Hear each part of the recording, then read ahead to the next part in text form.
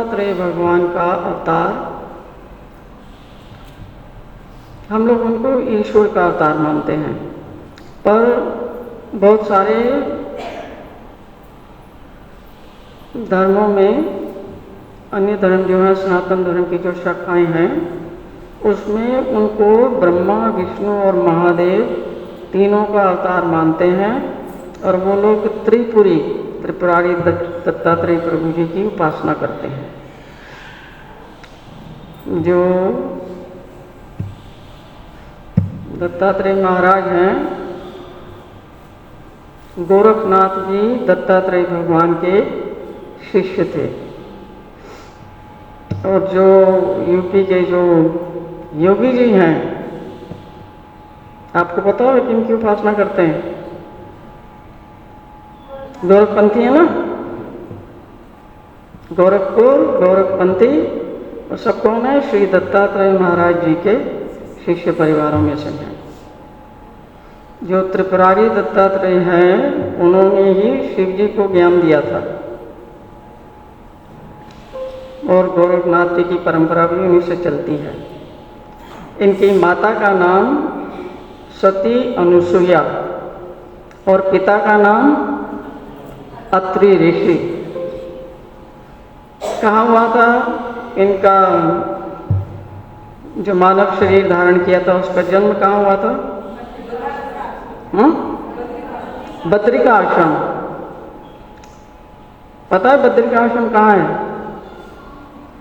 जहाँ उत्तरांचल भी खत्म हो जाता है, वहाँ पर था अत्रि मुनि का आश्रम। अभी भी उसके थोड़े से माता अनुसुईया की गुफा, कुछ ऐसे 2-4 जगहें वहाँ पर अवेलेबल हैं।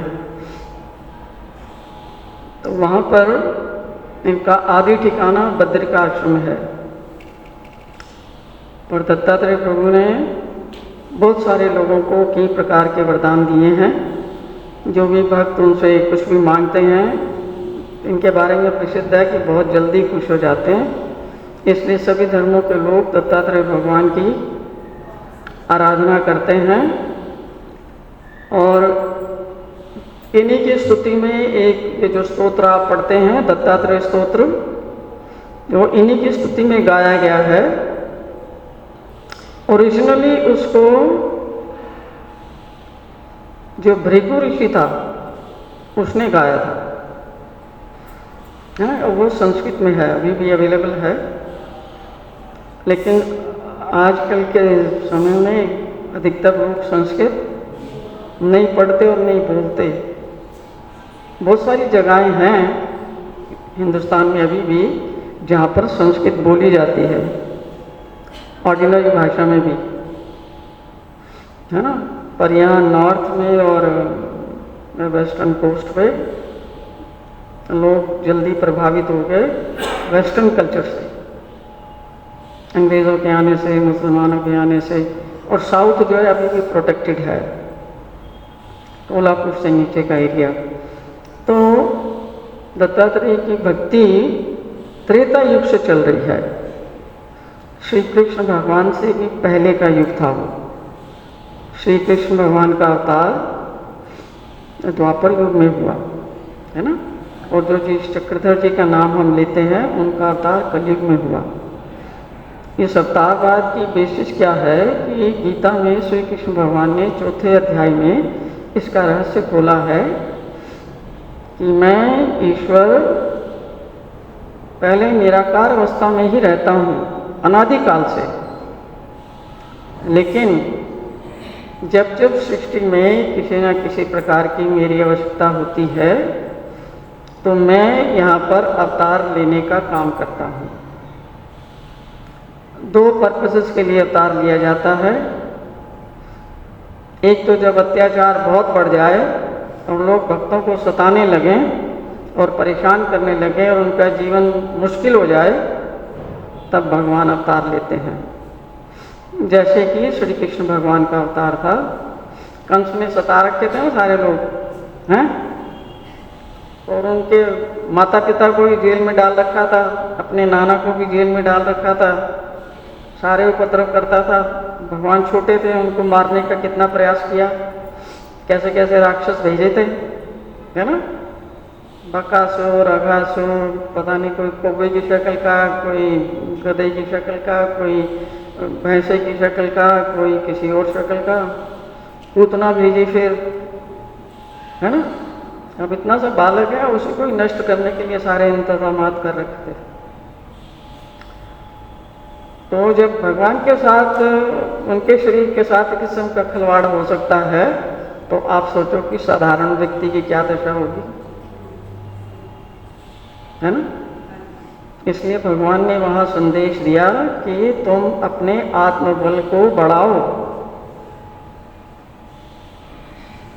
और मैं तुम्हें करके दिखा रहा हूं, छोटा बच्चा होते हुए भी, असहाय होते हुए भी, 1-1.5 साल का होते हुए भी,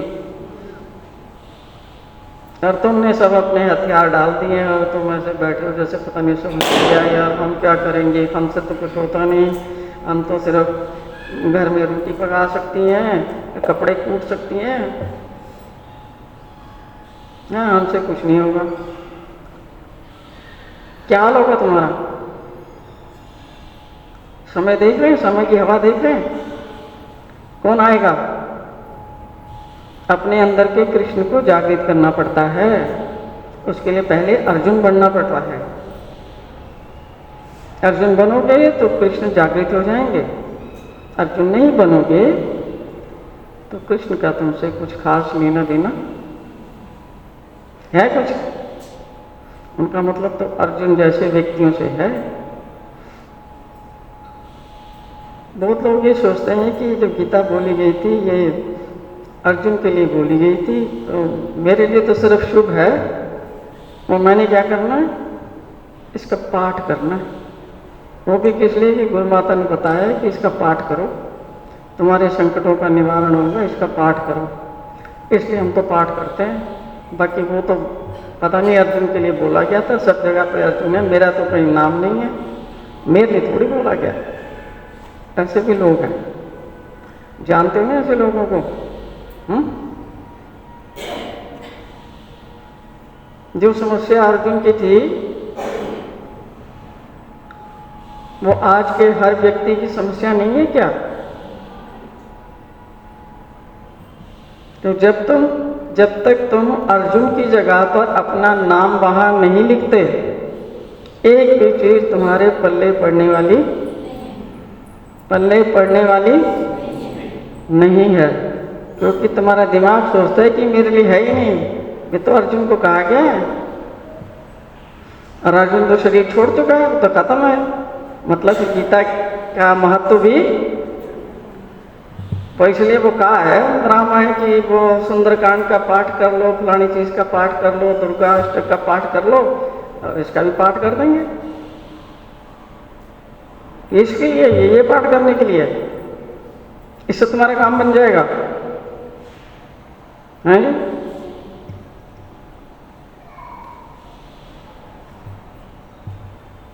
कितने लोग ये सोचकर पढ़ रहे हैं, अब मेरे प्रश्न को ध्यान से सुनना फिर जवाब देना।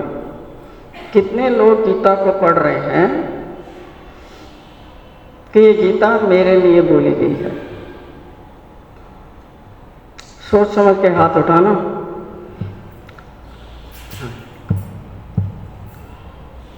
यहाँ 4 लोग हैं, अब यहाँ 50-60 लोग तो बैठे ही हैं, जिसमें से 4 लोगों को यह समझ आई है कि गीता जो है ये मेरे लिए बोली गई है। ये तो उन लोगों की दशा है जो कोई 10 साल से, कोई 20 साल से, कोई 15 साल से, कोई 8 साल से, कोई 4 साल से, कोई 2 साल से जो मंदिर में आ रहे हैं, ये उनकी हालत है। वो बेचारा बाहर सड़क पे चल रहा है एवरेज आदमी, उसकी क्या हालत होगी?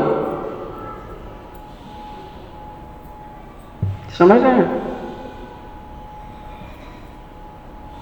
इसलिए तो कुछ बनता नहीं है, यही क्लैरिटी नहीं है कि किसके लिए बोली गई है।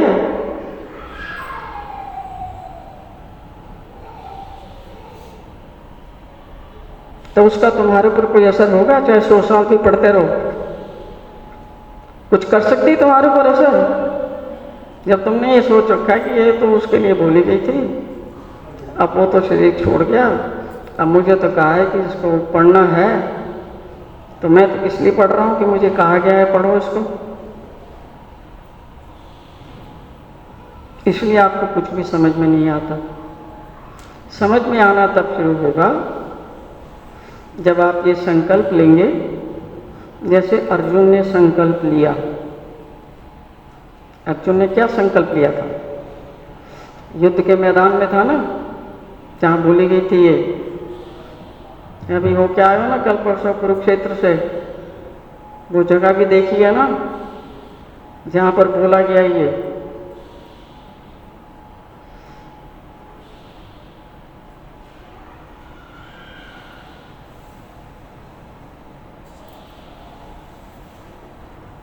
शुरू में अर्जुन अपनी व्यथा डिस्क्राइब करता है, जब वो युद्ध के मैदान में खड़ा है तो कहता मैं इनको देखना चाहता हूँ, ये कौन कौन हैं जिनके साथ मुझे युद्ध करना है। और वहाँ पर अपने सगे संबंधियों को, अपने मित्रों को, रिश्तेदारों को, सबको वो खड़ा हुआ पाता है। ससुर हैं, पितामह हैं, चाचा हैं, दुनिया भर के लोग हैं जो उनके रिश्तेदारी में हैं, वो सब खड़े हुए सामने। और उसकी हालत क्या होती है? खराब हो जाती है। हमारी हर दिन ये हालत नहीं होती। जब भी तुम्हें किसी भी रिश्तेदार के विरुद्ध जाना पड़े, क्या होता है? ये अवस्था होती है, कुछ और होती है। और 99.9% लोग कहाँ खड़े पाए जाएंगे? झूठ के साथ या सत्य के साथ? झूठ के साथ। कितना भी समझा लो, कितना भी बता दो, कितना भी खोल खोल के समझा दो, 10 साल लगा दो, 20 साल लगा दो, 50 साल लगा दो, मनुष्य का खोपड़ा इतना बेकार है, उसने जो मन में सोच रखा है वो उसी के हिसाब से चलता है। जो उसके अंदर का पर्दा है, जो उसकी आंख में पर्दा है, जब तक वो पर्दा नहीं हटता वो ढंग से देख नहीं सकता। जैसे कैटरेक्ट आ जाता ना लोगों को आंख में, तो क्या दिखता है? चीज़ें सफा दिखती हैं, धुंधलापन आ जाता है। ये धुंध जो है अंदर, ये आदमी को कुछ भी समझने की पोजीशन में नहीं लाती।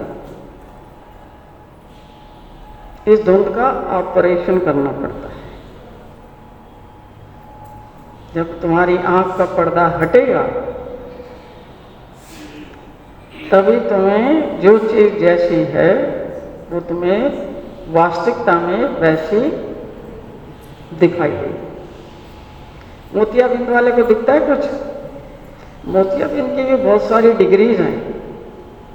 एक मोतियाबिंद इतना तगड़ा हो जाता है कि आपकी आंख पूरी रोशनी 0% बचती है। कुछ भी दिखाई देता है? नहीं। ऐसे ही 90% लोग संसार में ऐसे हैं जिनको पूरा मोतियाबिंद हो चुका है। उनको अंदर का कुछ भी दिखाई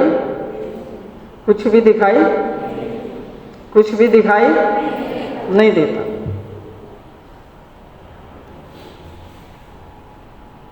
फिर कुछ लोग ऐसे हैं, थोड़े 1-आधा% जिनको थोड़ा बहुत कुछ दिखाई देता है। अभी वो अज्ञानता इतनी ज़्यादा गहरी नहीं हुई कि वो पूरे अंधकार में और पूरे अज्ञान में लौट जाए। बस ये 1-2% ही हैं। ये भी हमें कैसे पता चला? श्री कृष्ण भगवान ने बताया है कि हजारों लाखों करोड़ों मनुष्यों में से कोई एक, कितने? कोई एक मुझे जानने का प्रयत्न करता है।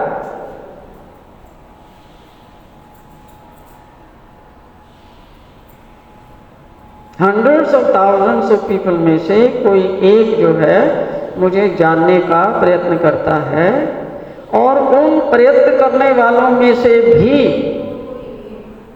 कोई एक मेरी शरण में आकर मुझे तत्व से जानता है।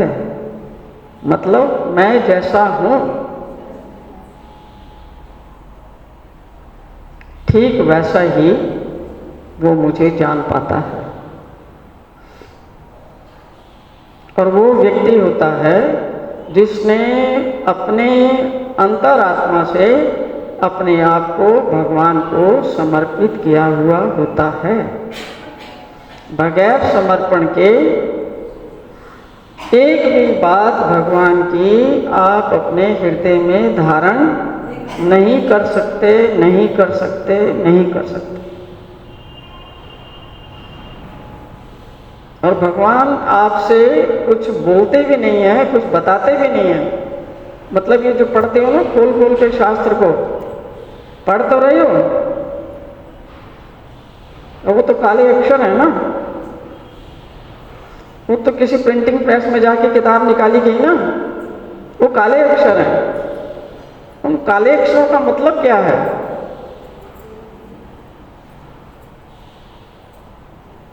वो कुछ भी रहस्य आपको खोल के राजी नहीं है जब तक आपने अपनी अंतर आत्मा से आप उनको समर्पित नहीं होते। जब तक उनको आप अपने जीवन का प्राइम लक्ष्य नहीं बनाते, वो अपना रहस्य आपको खोलने वाले नहीं है। हाँ, आप प्रार्थना करते हो, वो आपकी प्रार्थना सुन लेते हैं। जैसे आपकी श्रद्धा होती है, जैसे आपकी भावना होती है, आपकी समस्याओं का समाधान कर देते हैं। आप चाहते हो कि मुझे सुख चाहिए, है ना? समस्याएं दुखदायी होती हैं, तो समस्याओं से छूटने के लिए हम प्रार्थना करते हैं कि भगवान मेरी ये समस्या दूर कर दो, मेरी ये समस्या दूर कर दो, मेरी ये समस्या दूर कर दो। यहाँ जितने भी लोग बैठे हुए हैं उन सबकी समस्याएं भगवान ने दूर की भी हैं, इसलिए यहाँ आज बैठे हुए हैं। नहीं तो इनमें से एक भी यहाँ दिखाई नहीं देना था। एक भी, मैं चैलेंज करके कहती हूँ, एक भी दिखाई नहीं देना था। उन्होंने तुम्हारा समाधान किया हुआ है, इसलिए तुम आते हो। और तुम्हें चाहिए सिर्फ चीज़ों का समाधान। तुम्हारे पास लिस्ट होती है, लिस्ट निकालते हैं जेब से, प्रभु दत्तात्रेय प्रभु आपने मुझे ये भी दे दिया, ये भी पूरा हो गया, ये भी हो गया, ये भी हो गया, 5। अब 6 नंबर की चीज़ है, और 7 और 8 और 9 4 हो रहे हैं, ये आपने करनी है। मैं बीड़ा लाया हूँ आपके लिए, फल लाया हूँ। मतलब आप तो भूखे नंगे हैं, आपके पास तो कुछ है नहीं, मैं लाया हूँ, ये फल खा लेगा, हैं? और आज दत्तात्रेय जी है, पता नहीं किसने बता दिया मुझे खीर पसंद है। किसने खीर चढ़ाई होगी, उसने कहा होगा भगवान ने बड़े प्रेम से मेरी खीर खाई। ये पागल जितने भी हैं सब खीर ले आते हैं बना के, दत्तात्रेय भगवान को खीर पसंद है। अरे वो चटोरा है कि तुम्हारी तरह ये गोलगप्पे का और खीर का और दही बड़े का शौकीन है? ये तो मान रखा है भगवान को। तो खीर बना के लाए हैं जी, खीर खाएंगे, है ना?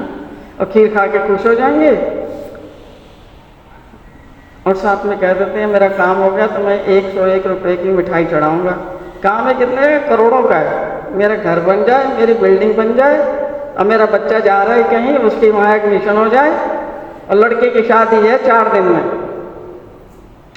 तो 101 रुपए का मतलब उसको पागल समझ रखा है क्या? है पागल समझ रखा है, और सारी दुनिया को चलाने वाला है। आज तक कोई पैदा नहीं हुआ जो छल में उन्हें जीत सके। और तुम मच्छर की औलाद, तुम चले हो उनसे सौदागिरी करने के लिए। यही करते हो, कुछ और करते हो? करते ही हो। करोगे क्या तुम? करोगे भी तुम यही करोगे, क्योंकि यही तुम्हारा अभ्यास पक्का हो चुका है। और क्या करोगे?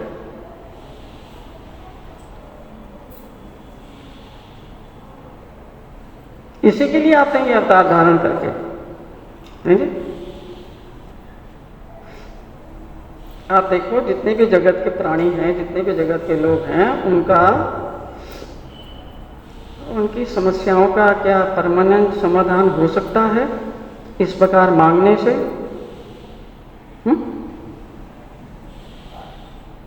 मतलब आप लोग मांगते मांगते थक जाएंगे, वो देते देते आपको कभी भी थकेगा नहीं। आप मांगते मांगते थक जाओगे। वो इसी दिन का इंतजार कर रहा है कि कौन सा वो दिन आएगा जब तुम भिखारी की पोजीशन से मुक्त हो जाओगे और कहोगे, प्रभु मैं तुम्हारे पास आया हूं, मुझे कुछ चाहिए नहीं, सिर्फ तुम्हारे लिए आया हूं, मुझे बताओ मुझे क्या करना है, मेरा कल्याण कैसे होगा। इस दिन की इंतजार कर रहे हैं, इसलिए वो तुम्हारी सब झोलियां भर रहे हैं, कोई दूसरा नहीं है। अगर तुम इस जन्म में तैयार नहीं हो तो वो कहते हैं कोई बात नहीं, एक युग भी बीत जाएगा तो कोई बात नहीं, क्योंकि जब भी तुम्हारा कल्याण होगा निष्काम भाव से मेरी शरण में आने में ही होगा। तो अगर तुमने अभी तक एनफ दुख नहीं भोगे हैं तो बेटा कुछ और भोग लो, कुछ और तुम मौज मस्ती कर लो, कुछ और तुम इधर उधर घूम लो, नए नए घर ले लो, नई नई गाड़ियां ले लो, नए नए मकान बना लो, बच्चों को छोटे से बड़ा कर लो, किसी को डॉक्टर बना लो, किसी को इंजीनियर बना लो। आखिर में क्या होगा? मरते समय भी सपोज तुम 95 साल के हो गए, मरते समय भी तुम कहोगे कि अब प्रभु अब मैं संतुष्ट हूं, अब बस कर दो। कभी भी कहोगे? हाँ, कहता है मनुष्य कभी भी? वो जो पड़ा हुआ है बड़ा ताऊ खटिया पे, उसको पूछो, ताऊ जी सब ठीक हो गया क्या? यहाँ चलने के लिए राजी हो? क्या बोलेगा? ये रॉन्ग नंबर है, अभी नहीं आना, है ना? ये होने वाला है। और जैसे ही तुम सुख की कामना करते हो, तुमने दुख की कामना साथ ही कर ली। दुख की कामना अलग से नहीं करनी पड़ती। ये दुख आता ही जीवन में इसलिए कि तुमने सुख की कामना की थी। तुम्हारी सारी इच्छाएं पूरी हो जाती हैं क्या? तुम्हें राजा बना दिया जाए, चक्रवर्ती सार्वभौम राजा बना दिया जाए, तुम्हारी सब इच्छाएं पूरी हो जाएंगी? हैं? हो जाएंगी? नहीं होंगी। अब तुम्हें इच्छाएं तब तक सताएंगी,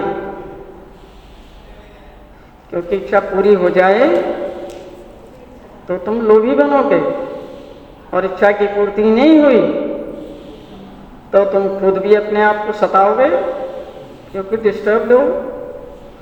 और जो तुम्हारे साथ में तुम्हारी मित्र मंडली है, पत्नी है, पति है, बच्चे हैं, परिवार है, माता पिता हैं, उनको बख्श दोगे? उनको साथ में सताओगे या नहीं? दूसरे लोगों को अननेसेसरली सताने से, अपनी इच्छाओं की पूर्ति के लिए उनको सताने से, उनके ऊपर गुस्सा करने से, क्रोध करने से रास्ता कहाँ का निकलता है? नरक का। तो कामना पूर्ति हो गई तो भी नरक निश्चित है, और कामना पूर्ति नहीं हुई तो भी नरक।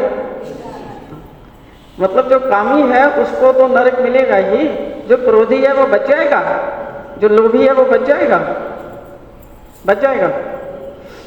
इसलिए ईश्वर जब अवतार लेके आते हैं, आपको अपना ज्ञान बताते हैं, उसमें उन्होंने क्या दिया है कि काम और क्रोध और लोभ, ये नरकों में ले जाने वाले 3 महाद्वार हैं।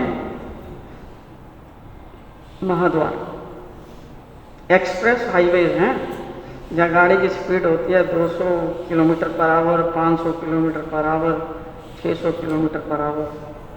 तीव्र गति से कौन सी तरफ जा रहे हैं? नरकों की तरफ जा रहे हैं। सभी संसार के जितने भी मनुष्य, उनकी दौड़ किस तरफ की है? दौड़ किधर की है? अपने कल्याण की।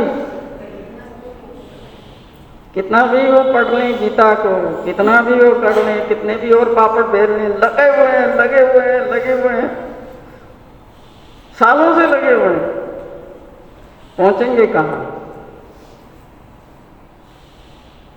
ये सोच लो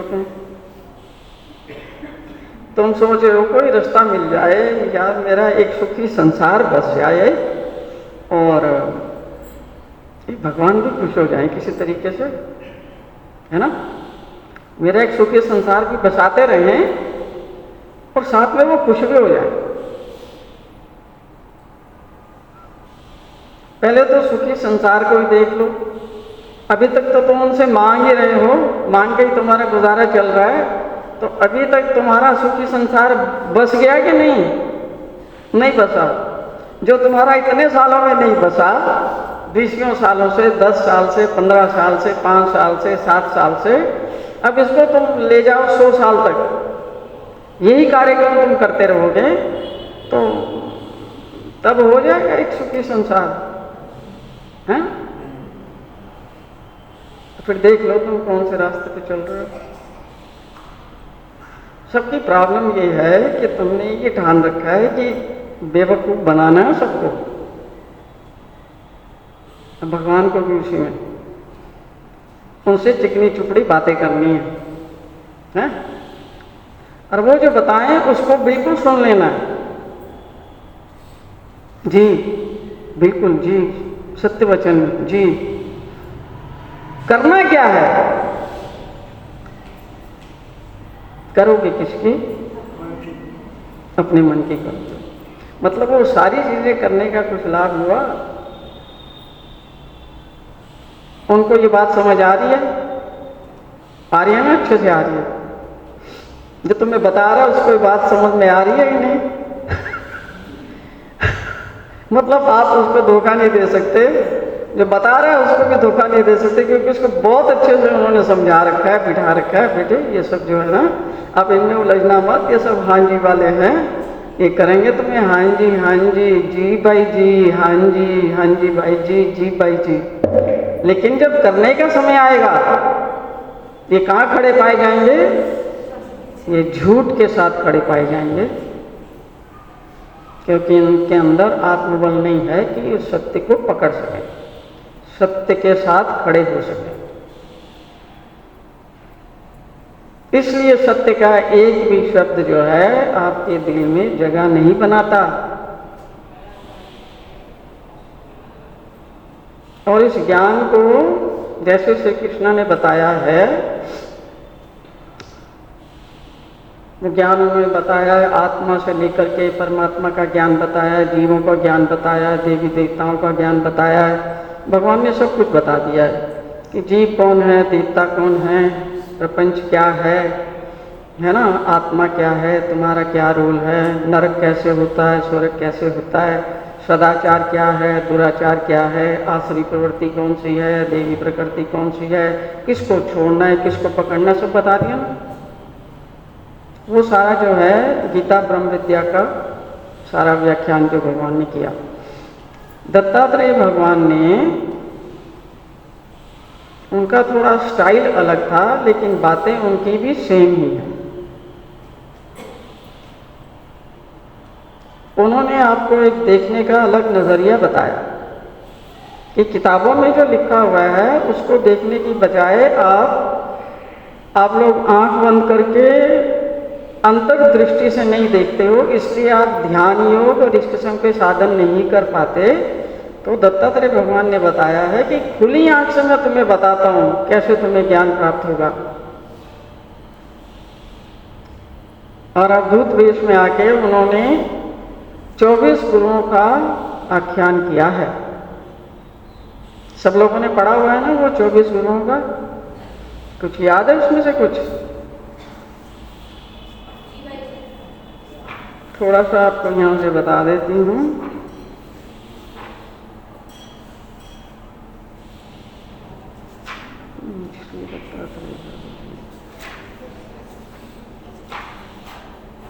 हाँ,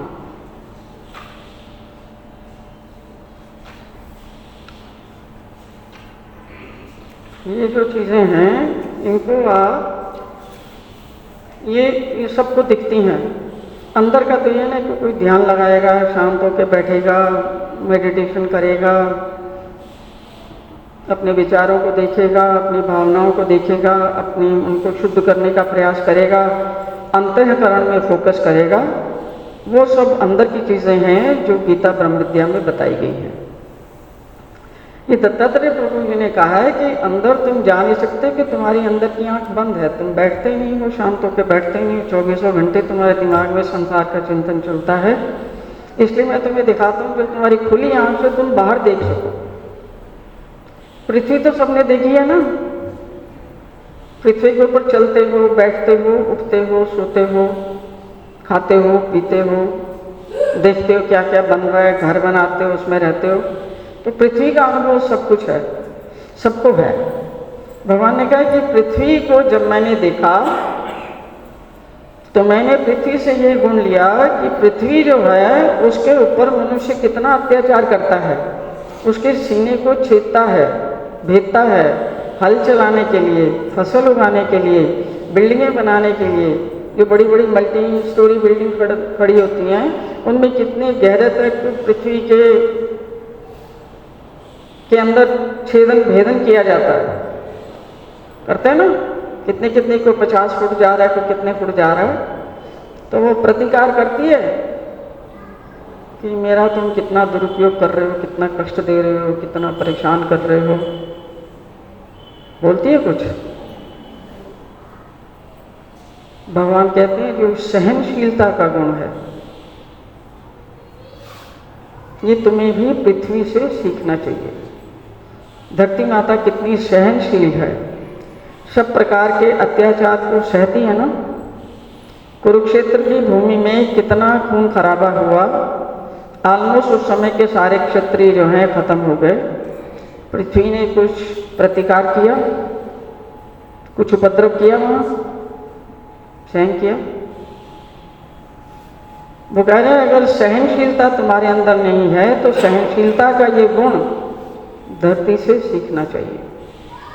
धरती तुम्हें बाहर दिखती है, तुम उसको फील कर सकते हो, टच कर सकते हो, उसके ऊपर बैठते हो, चलते हो, वो तुम्हारे नित्य उपयोग में आती है, ये तो देख सकते हो ना।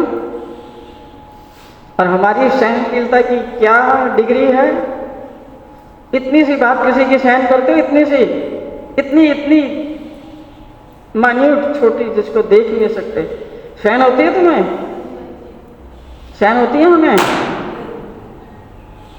अब हम सहनशील बनेंगे, हैं पृथ्वी की तरह सहनशील बनेंगे। ये ईंट का जवाब पत्थर से देने वाले हैं, ये सहनशील बनेंगे। तुमने ऐसा सोच कैसे लिया?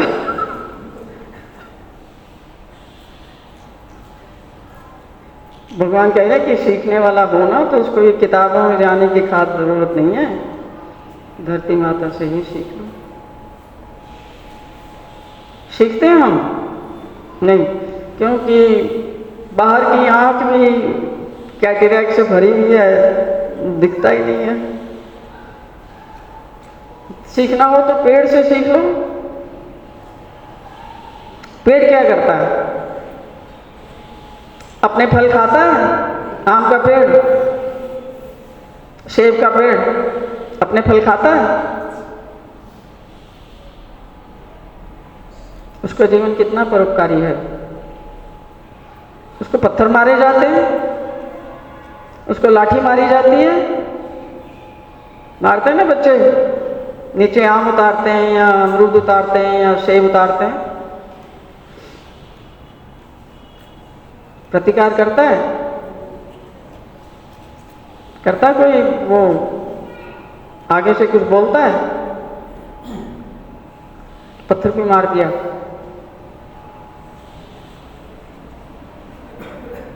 तो कह रहे हैं पेड़ से तुम ये शिक्षा ले लो कि उसका जीवन परोपकार के लिए है। वो अपनी किसी भी चीज को स्वयं अपने लिए इस्तेमाल नहीं करता। हमें कितने युग लगेंगे उस अवस्था तक पहुंचने के लिए कि हमारे पास जो कुछ भी है वो हमारा नहीं, वो दूसरों के उपयोग के लिए है। कितनी सृष्टियां लग जाएंगी हमें उस अवस्था तक पहुंचने के लिए।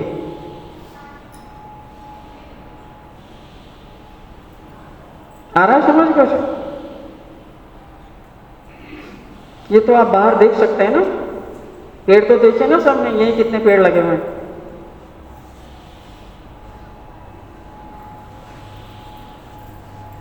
एक और है, वायु जो है, सारा टाइम आप सांस लेते हो तो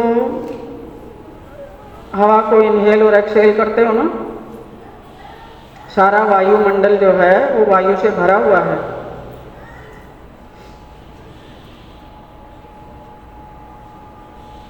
वायु चल रही है तो उसमें अगर वो फूलों के बगीचे से होके जाती है तो वो बगीचे की सुगंध उठाती है।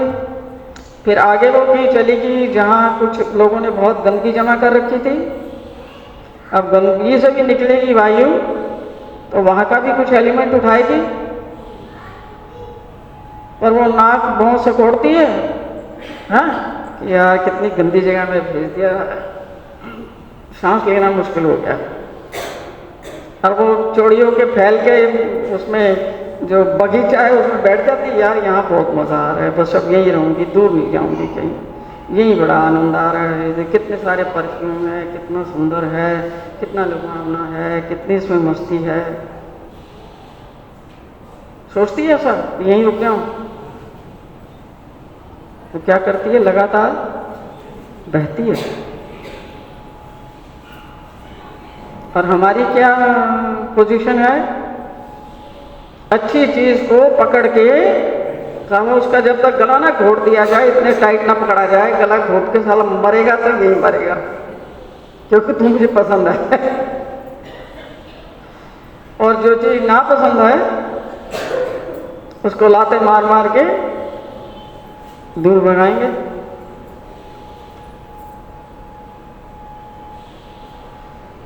और कितना समय लग जाएगा इन चीज़ों को समझने में। ये सब बाहर की चीज़ें हैं, बाहर को आप, संसार आपको ज्ञान दे रहा है, प्रकृति आपको ज्ञान दे रही है बाहर से। किसकी आज्ञा से दे रही है? भगवान की आज्ञा से दे रही है, अपने आप नहीं देती कुछ भी।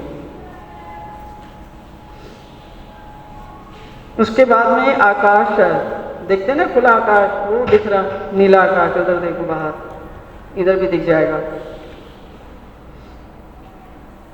इस आकाश में संपूर्ण जगत समाया हुआ है, सबके ऊपर आकाश है ना।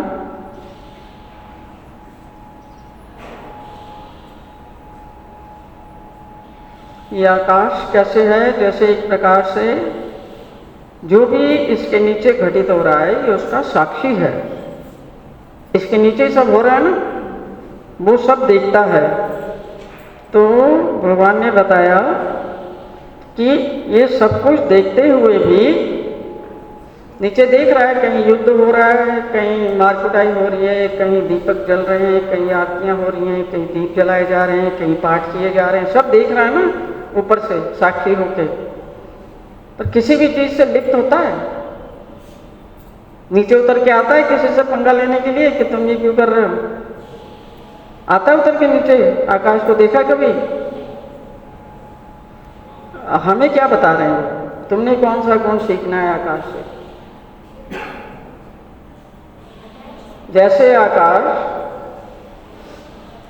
नीचे चल रही किसी भी चीज से प्रभावित नहीं होता, साक्षी बन के ही रहता है। तुम भी संसार में जियो, बिंदास जियो, मौज मस्ती से जियो, साक्षी बन के रहो, किसी के साथ लिप्त मत हो। कोई अच्छा कर रहा है उसको देख लो, कोई बुरा कर रहा है उसको देख लो, जान लो उसको कि वो ठीक नहीं कर रहा है या ठीक कर रहा है। हमारी प्रॉब्लम ये है कि हम उसके अंदर घुसेंगे, नहीं ठीक कैसे नहीं कर रहा, तुझे कहा था ऐसे नहीं करना। इसका मतलब आकाश उतर के नीचे आ गया और पंगा ले रहा है आपसे कि तुमने ऐसा क्यों किया। करता है आकाश? वो कह रहे जो कुछ भी इस जगत में हो रहा है आकाश के न्याय से आप ये देखो, जो कुछ भी इस जगत में हो रहा है मैं केवल उसका साक्षी हूं, मेरा काम है सिर्फ उसको देखना, उसके साथ अपने आप को कनेक्ट नहीं करना, सिर्फ देख लेना कि ये हो रहा है। मतलब बेटा ये कर रहा है, बेटी ये कर रही है, माँ ये कर रही है, पत्नी ये कर रही है, पति ये कर रहा है, उसमें उसको ये नहीं कहना कि ये मत कर। ये कह दिया तो फिर क्या होगा, घर गृहस्थी में पंगा होगा ना, लड़ाई होगी ना, वो शांति भंग हो गई। ये काम गलत कर रहे हैं। जो भी कुछ कर रहा है सिर्फ आपका काम है उसको देखना। अगर वो आपसे आके पूछता है कि मेरे से कुछ गलत हो रहा है तो उसको आप थोड़ा सा बता सकते हैं। ये नाबालिग बच्चों के लिए नहीं है, नाबालिग बच्चों को थोड़ा समझाना पड़ता है। जो छोटे बच्चे हैं ना घर में उनको थोड़ा बताना पड़ता है, पर एडल्ट्स जो हैं एडल्ट्स के साथ में ऐसा नहीं करना पड़ता। अगर वो पूछे तो उनको बता देना, और नहीं पूछे तो अपनी ज़बान को बंद रखना है। किसके लिए? उनके लिए नहीं, अपनी शांति के लिए। अगर आप अपनी ज़बान को कंट्रोल नहीं करते, दूसरों के ऊपर हुकूमत चलाना चाहते हैं, वो उसको ऐसा करना चाहिए, उसको ऐसा करना चाहिए, वो मेरी पत्नी है उसको ऐसा करना चाहिए, वो मेरा पति है उसको ऐसा करना चाहिए, क्या होगा तुम्हारी गृहस्थी में? कचरा हो जाएगा बिल्कुल, और कलह और कलेश और परेशानी और सारी बीमारियां आएंगी या नहीं? जब तुम्हारी मानसिकता बिगड़ गई तो तुम्हारा ये पल्स वगैरह ठीक चलेगी, है नहीं? दिल की धड़कन ठीक रहेगी, बीपी ठीक रहेगा, ये तो पेट ठीक रहेगा, भूख लगेगी, तो समोसे कचौड़ी की कोई बात करे खाने के लिए राजी हो जाओगे? नहीं। नींद आएगी तुम्हें ढंग से? हमें सारे तो बीमारी के लक्षण हैं। भूख नहीं लगती, नींद नहीं आती, बीपी बढ़ा हुआ है, फलानी चीज बढ़ी हुई है। कहाँ से ये चीजें पैदा हो गई? हमने नीचे उतर के पंगा लेना शुरू किया कि तुम ये गलत कर रहे हो, तुम ये गलत कर रहे हो, तुम ये गलत करो, तुम अपना एक्ट ठीक कर लो, तुम अपना एक्ट ठीक करोगे तभी मैं खुश रहूंगी। कोई करता है अपना एक्ट ठीक तुम्हारे लिए? किसने कर दिया मुझे बता दो एक भी व्यक्ति जो तुम्हारी पसंद के अनुसार, तुम्हारे कहे के अनुसार चल रहा है? बता दो मुझे हाथ खड़ा करके, एक भी। 10 साल से जिसने तुमने अपने आप को इन्वेस्ट किया, 10 साल से, 20 साल से, 30 साल से, 15 साल से, कौन चल रहा है तुम्हारे अनुसार? फिर भी तुम्हारी उम्मीदें खत्म नहीं होती।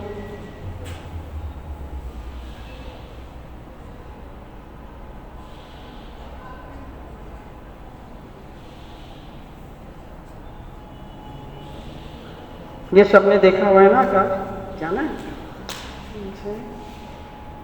ऋषि नहीं, यहाँ से फल देना था। कौन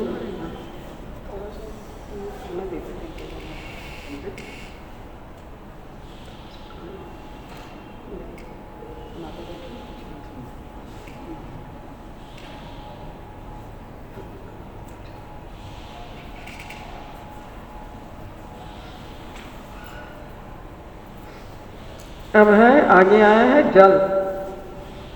जल का तो सबको पता है, आपके शरीर के भीतर 70% जल है। और पानी के बगैर जी सकते हैं हम? दिन में कितनी बार जाके पानी पीते हैं? कभी पानी के बारे में सोचा है कि पानी क्या संदेश दे रहा है हमें? पानी का काम है प्यास बुझाना। दूसरा, पानी जो है अपना रास्ता खुद बना लेता है, चाहे वो पहाड़ों में हो, पत्थरों को छेद के भी निकल जाता है। नदियां चलती ना ऊपर पहाड़ों से, कितने पत्थर है वहां पर, सबको पार करते हुए अपना रास्ता बनाती है ना। जो ऊपर से नीचे की तरफ बहता है, उससे क्या सीखा जा सकता है?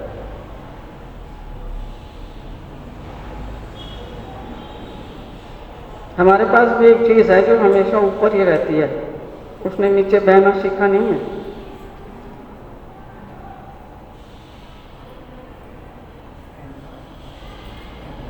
हमारे पास भी एक चीज है जो खाली ऊपर ही ऊपर रहना चाहती है, 7वें 8वें 9वें आसमान पे, नीचे नहीं उतरना चाहती। जब तक वो नीचे नहीं उतर के आती, पहाड़ों के साथ संघर्ष नहीं करती, नदियां अपने आप बहती अपने तटों में से निकलती हुई, जब तक वो नीचे बह के विनम्र होके सागर की तरफ अपनी यात्रा नहीं करती, उस जल का कुछ भी बनने वाला नहीं है। तो जो विनम्रता का गुण है,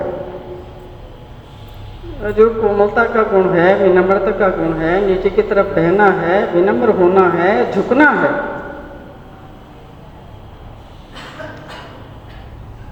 हम सीखते हैं उनसे, नदियों से नहीं। नदी के बारे में हम जान लेते हैं, नदी है, पहाड़ों से निकलती है, नदी का काम है सागर में मिलना, वो जाके सागर में मिल जाती है, मुझे क्या करना? नहीं, मेरा तो अलग हूँ, मेरा तो काम है कि सबकी सुनना और अपने मन की करना, ये मेरा काम है। नदी अपनी तरफ चलती रहे, पृथ्वी अपनी तरफ बैठी रहे, आकाश अपनी तरफ चलता रहे, जो मर्जी करता रहे, मुझे ये पता है कि मैंने हमेशा सबकी सुन के करनी किसकी है? अपने मन की करनी है मैंने। इसलिए किसी भी ज्ञान का जो है ना आपके ऊपर असर नहीं पड़ता। अग्नि जो है क्या करती है? अग्नि तेजस्वी है, ये सबका भक्षण करके भी अपने गुण के कारण अलिप्त रहती है। जो कुछ भी उसमें डाल दिया जाए वो सबको भस्म कर देती है, पर आप अपनी जगह पर कायम रहती है, वैसी की वैसी रहती है। प्रकट होकर भी सदैव अप्रकट ही रहती है। उसी प्रकार भगवान कह रहे हैं, जितने भी साधक हैं उनको अपने शरीर पर और इंद्रियों के प्रभाव को नष्ट करके उन प्रभावों को कभी भी प्रकट नहीं होने देना चाहिए। सब कुछ करते हुए भी बगैर आसक्ति के इन सब चीज़ों को करोगे तो कुछ भी चीज़ आपकी बाहर प्रकट नहीं होगी। जो भी उसमें डाल दो वो भस्म हो जाएगा।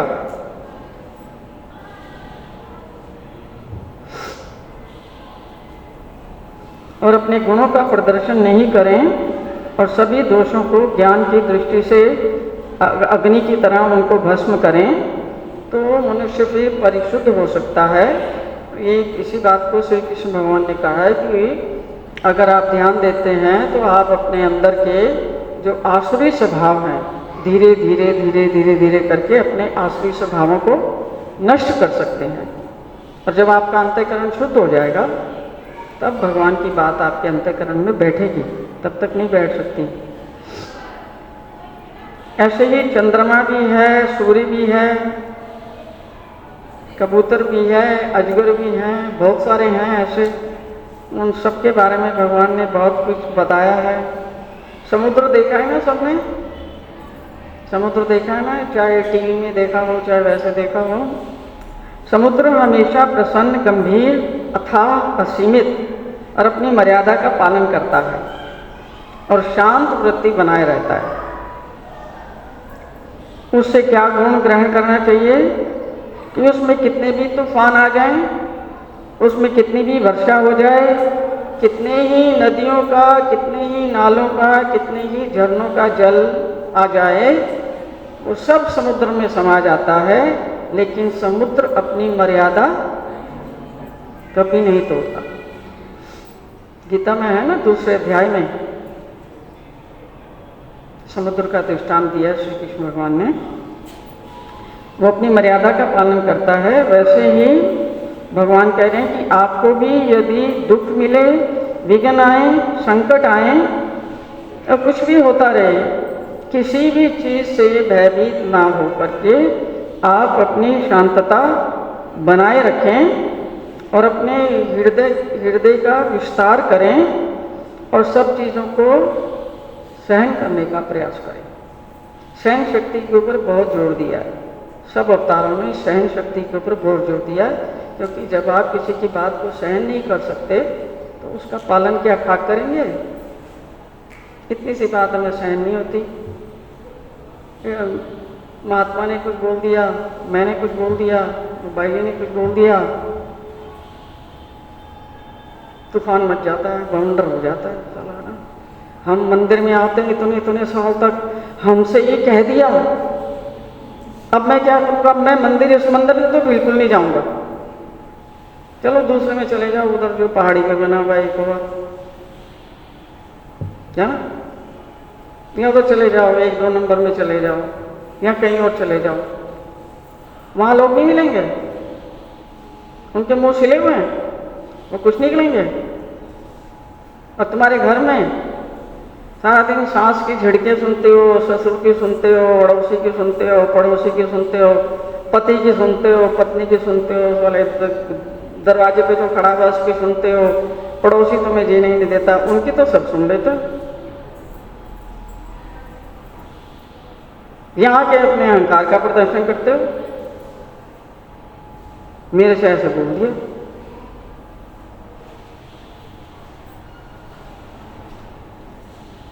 हमारा बाप क्या कह रहा है, समुद्र की तरह शांत हो जाओ, अपनी मर्यादा मत तोड़ो, पृथ्वी से सहनशीलता का गुण लो, पेड़ से परोपकार का गुण लो, जल से निर्मल होने का गुण लो। अब वो दिखा रहा है, अंदर से भी, ब्रह्म विद्या से भी बता रहा है, बाहर से भी बता रहा है। अब करना कौन है, वही करेगा। करना है काम किसका, जिसने अपने अंदर गंदगी डाली है वो तो उसी को निकालनी पड़ेगी, क्योंकि बाहर से झाड़ू मारने वाला बुलाओगे, है ना। तुम्हारा कमरा अगर जो है गंदा है तो बाहर से कोई भी आके झाड़ू पोछा कर सकता है, और तुम्हारे खोपड़े के भीतर झाड़ू पोछा करने कौन जाएगा। तुम्हें पता है तुमने कौन कौन सा गंद बिस्तर के नीचे डाल रखा है, इधर डाल रखा है, अंदर डाल रखा है, अलमारी के नीचे डाल रखा है, वो तुम्हें पता है ना। तो वो काम कौन करेगा, बाहर से आएगा कोई।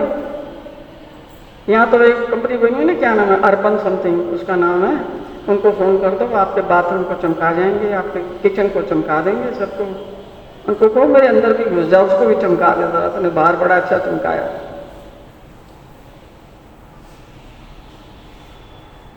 हायर्ड हेल्प से कर सकते हो, बाहर से किसी व्यक्ति को पैसे दे के कि चले जाओ मेरे भीतर सब गंदगी हटा दो, मैं बहुत परेशान हूँ इससे। डालते समय तो मैंने सोचा नहीं, अब साला फूट फूट के निकल रहा है कानों से, आँख से, नाक से, मुंह से, जबान से, नीचे के केंद्रों से, बहुत परेशान हूँ, कर दो सफाई।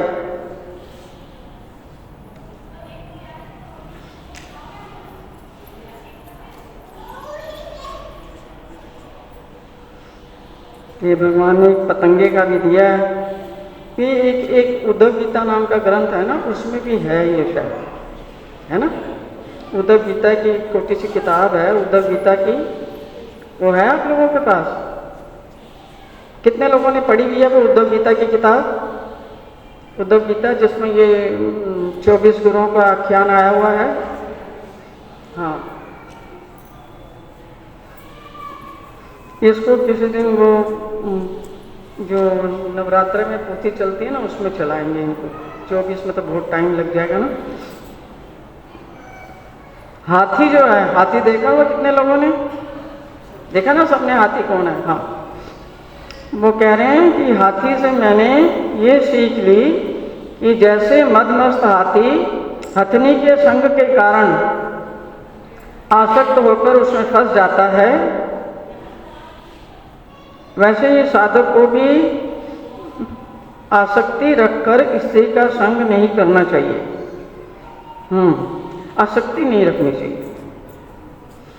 हाथी को जंगलों में जाके पकड़ने के लिए पता है क्या करते हैं? वो घास फूस बना देते हैं, नीचे डाल देते हैं और एक नकली हथनी वहाँ पर उसके ऊपर खड़ी कर देते हैं।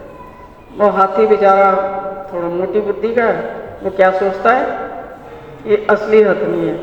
वो जैसे ही वो नीचे खड्डा खोद रखा होता है, ऊपर थोड़ा सा घास फूस होता है, वो जैसे भी बेचारा जाता है उसका वजन इतना भारी है वो खड्डे में ही गिर जाता है। जब खड्डे में गिर जाता है तो फिर उसका निकलना मुश्किल है भारी शरीर होने के कारण। इसलिए भगवान बताते हैं कि किसी भी चीज़ को पकड़ना, उसमें आसक्ति रखना, उसकी पकड़ बनाए रखना, वो तुम्हारे लिए वैसा ही है जैसा खड्डे में गिर जाना और फिर उसमें से निकलना जो है ना, फिर वो आपके अकेले बस का नहीं है। फिर वो हाथी को पकड़ के ले जाते हैं, पराधीन हो जाएंगे। फिर आप जिस भी चीज़ के प्रति आप आसक्त होंगे उसी के अधीन होना पड़ेगा। और अधीन को तो स्वप्न में भी सुख की प्राप्ति होती है, अधीन को स्वप्न में भी सुख की प्राप्ति नहीं होती। इसलिए अधीनत्व स्वीकार करने का मतलब है कि आपने अपना जिंदगी का रिमोट कंट्रोल दूसरों को दे दिया, तो वो चलाएंगे तुम्हारी जिंदगी, जैसा ठीक समझेंगे चलाएंगे।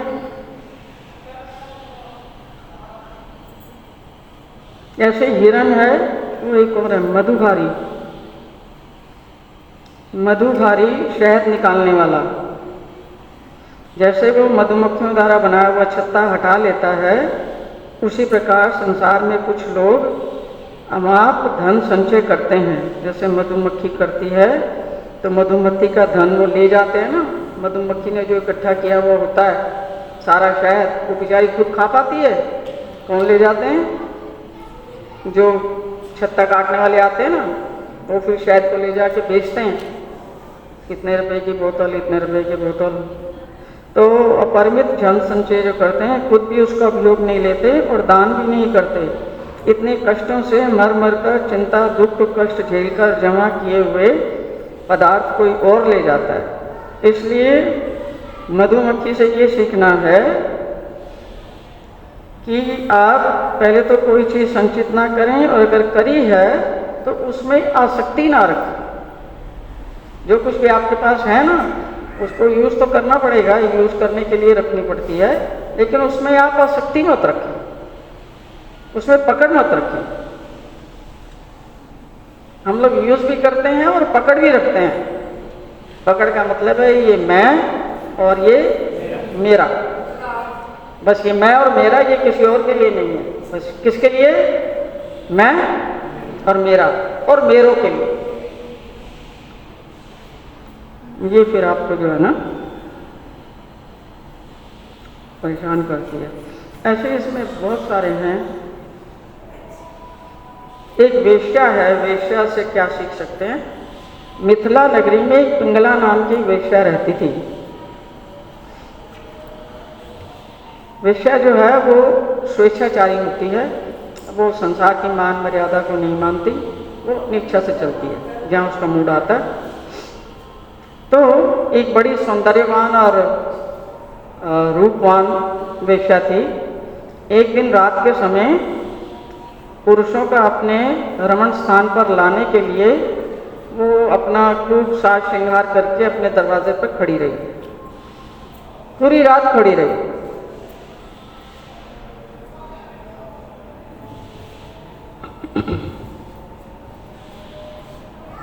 उसको पुरुषों की अपेक्षा धन की इच्छा ज्यादा थी।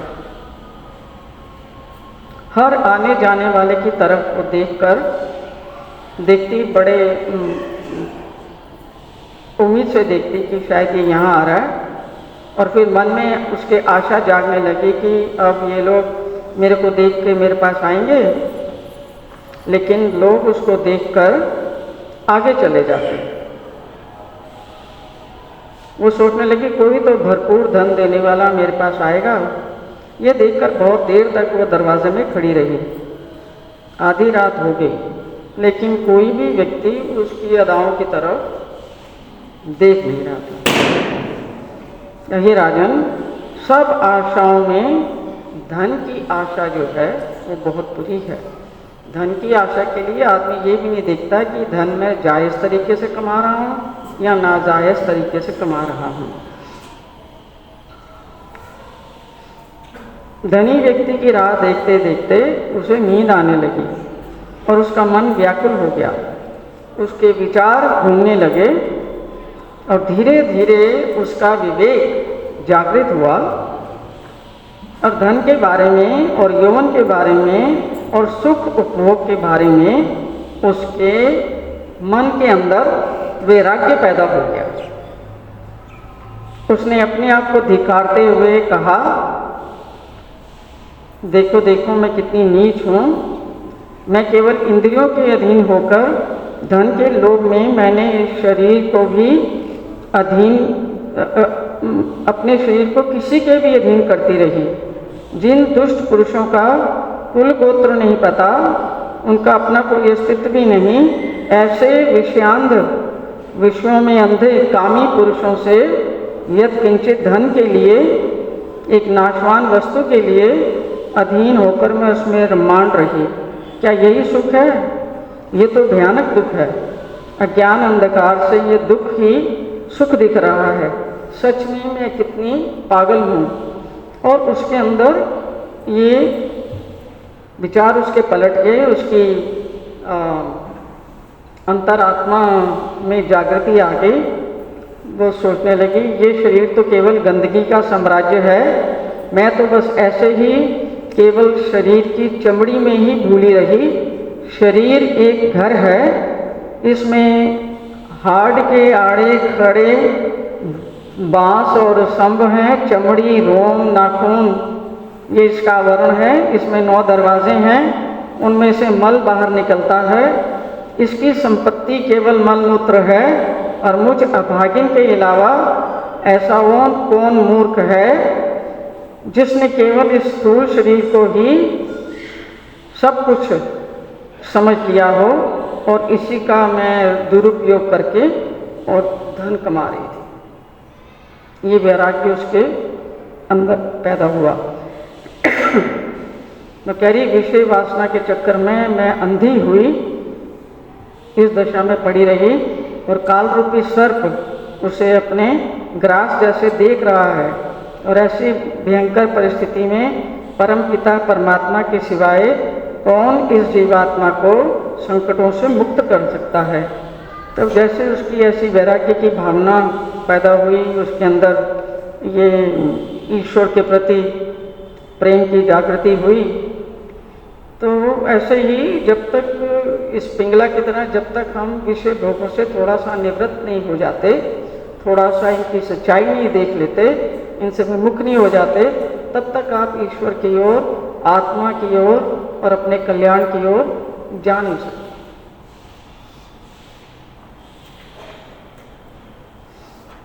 मैं यहाँ रोक देती हूँ क्योंकि ये तो बहुत सारे हैं, 24-25 हैं, बहुत समय इसमें लगेगा।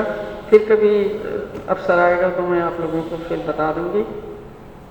तो भगवान श्री दत्तात्रेय महाराज का और श्री कृष्ण भगवान का और श्री चक्रधर स्वामी जी का, सारे ईश्वर अवतारों का एक ही मुख्य उद्देश्य है कि जीवात्मा संसार में रहते हुए संसार को जानने का प्रयास करे कि संसार की सच्चाई क्या है। जीवों की सच्चाई भगवान ने खोल खोल के बता दी है। देवी देवताओं की सच्चाई भी पूरी बता दी है कि उनकी भक्ति से आप कहाँ तक पहुँचोगे, जीवों की भक्ति से आप कहाँ तक पहुँचोगे। और प्रपंच की भक्ति से पैसा, धन, संपत्ति, मकान, जमीन, इनमें अपने मन को लगाने से कहाँ तक पहुँचोगे। और इन सब चीज़ों में आपके लिए हितकारी कौन सी चीज़ है, आपके लिए कल्याणकारी कौन सी चीज़ है, ये सभी अवतारों ने हमें बता दिया है। तो उस बात को, मुख्य बात को अपने ध्यान में रखते हुए जब तक हम ये निर्णय नहीं करते कि हमने भगवान की बात सुननी है और भगवान की बात पर चलना है, हम कभी भी दुखों से मुक्त नहीं हो सकते। अब ये हमारे ऊपर है कि कब हम निर्णय करेंगे, है ना। आज निर्णय कर लें और उसके रास्ते पर चल पड़े, हमारा काम अभी से शुरू हो सकता है। लेकिन अगर हम अभी तैयार नहीं हैं, 10-20 साल और लगेंगे, 10-20 जन्म और लगेंगे, या 10-20 और युग भी आगे लगेंगे, तो भी देरी किसकी वजह से है? हमारी वजह से। वो तो तैयार हैं, वो तो कह रहे हैं अभी आ जाओ मेरी शरण में। शरण में आने का ये मतलब नहीं कि आपने कुछ जंगल में चले जाना है या किसी पहाड़ पे चले जाना है और एक कपड़ा ऊपर पहन लेना, लंबा सा गाउन सा, और चले जाना है वहाँ भी तुम्हें ठंड लगेगी, वहाँ भी सिर ढकने को कुछ चाहिए ना। अब भूख लगेगी कि नहीं? तो कुछ तो खाना पड़ेगा, मांगने जाओगे कहीं कुछ तो खाओगे, और छत भी चाहिए, ठंड से मर जाओगे। तो अपने घर में ही रह के करो ना, वहाँ खाने को भी है, ठंड से भी बचाव है, सब कुछ है, छत भी है, मम्मी भी है, पापा भी हैं, बच्चे भी हैं, धन भी है, सब कुछ है, पर उसमें आसक्त मत रहो। उसमें आसक्त आप रह गए तो उसके लिए एक दृष्टांत याद रख लेना। शहद की मक्खी होती है ना, और शहद इकट्ठा करती है। अगर वो उसके कोने पर बैठती है, जैसे ये छत्ता है, इसके कोने पर बैठ के थोड़ा थोड़ा एक एक बूंद शहद जो है वो चाट लेती है, तो बच जाएगी। अगर वो सोचती है कि सारा शहद मेरा है, ये मेरा पति है, ये मेरे बच्चे हैं, ये मेरा घर है, ये मेरा बिल्डिंग है, ये मेरी गाड़ी है, ये मेरा सब कुछ है, और उन सबको भोगने का प्रयास करती है और शहद के अंदर घुस जाती है, अब क्या होगा?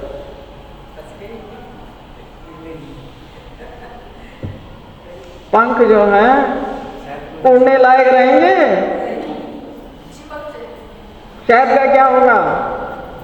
शहद ने सारे पंखों को लपेट लिया, अब पंख सारे सब कस लिए, सबने पकड़ लिए, अब क्या उड़ान भरोगे?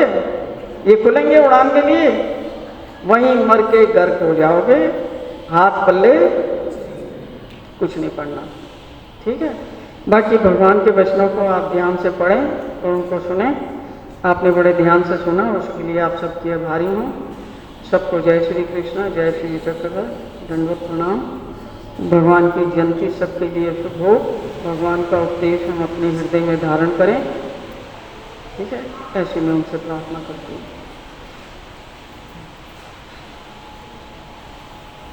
भगवान श्री दत्तात्रेय महाराज की जय। श्री कृष्णचंद्र चक्रवर्ती भगवान की जय। ग्रंथराज श्रीमद् भगवत गीता की जय। ग्रंथराज श्रीमद् ब्रह्म विद्या शास्त्र की जय। धन्यवाद।